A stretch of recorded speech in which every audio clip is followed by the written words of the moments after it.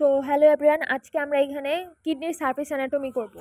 তো এর জন্য হচ্ছে আমাদের সার্ভাইকাল 7 ভার্টিব্রা আগে খুঁজতে হবে, তাহলে হচ্ছে আমরা থোরাসিক ভার্টিব্রাল লেভেলটা হচ্ছে ইজিলি বুঝতে পারবো।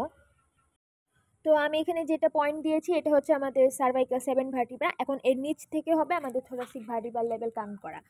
তো ওইভাবে কাউন্ট করতে করতে আমরা থোরাসিক 11 নাম্বার যে ভার্টিব্রা আছে সেখানে হচ্ছে গিয়ে একটা পয়েন্ট দিব, আরেকটা পয়েন্ট দিব হচ্ছে নাম্বার 3 ভার্টিব্রাল লেভেলে।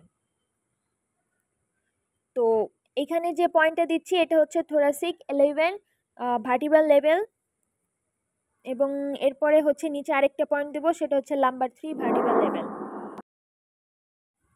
এরপরে হচ্ছে এই দুইটা পয়েন্ট থেকে হচ্ছে আমরা দুইটা ট্রান্সভার্স লাইন টানবো।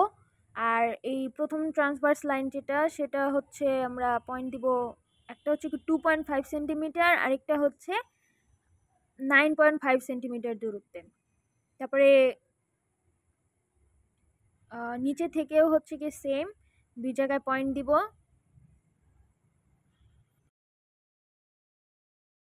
এরপর কিডনির হাইলামের জন্য আমরা 4 সেন্টিমিটার লেফটে আরেকটা পয়েন্ট দিব। এরপর আমরা সবগুলো হচ্ছে গিয়ে পয়েন্ট যোগ করে একটা বক্সের মতো বানাবো, আর সেই বক্সের নাম হচ্ছে প্যারালেলোগ্রাম বক্স অফ মরিস। আমরা কিডনির আপার পোলটাকে মিড লাইনের একটু কাছাকাছি রেখে হাইলামের মধ্যে দিয়ে এভাবে হচ্ছে আমরা আর্ট করে ফেলবো। তো এটা হয়ে গেল আমাদের কিডনির লেফট কিডনির সারফেস অ্যানাটমি।